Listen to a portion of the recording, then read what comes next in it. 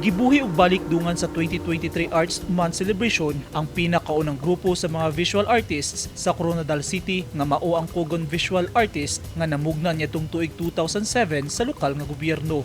Gipasundayag sa City Hall lobby sukad niadtong Pebrero 20 ang mga obra maestra sa mga pintor ug sculptures sa gilusad nga usa ka art exhibit nga dunay titulong Silak the Cogon Rebirth sa tabang sa City Tourism and Cultural Affairs Office.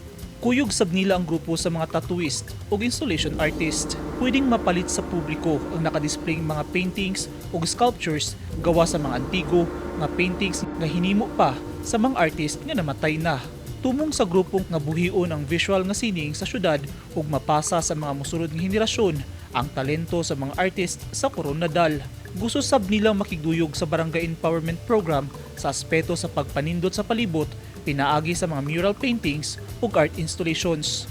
Mulungtad hangtod sa bulan sa Marso ang art exhibit. Eugene Hinutan, Newsline Philippines. Stay safe.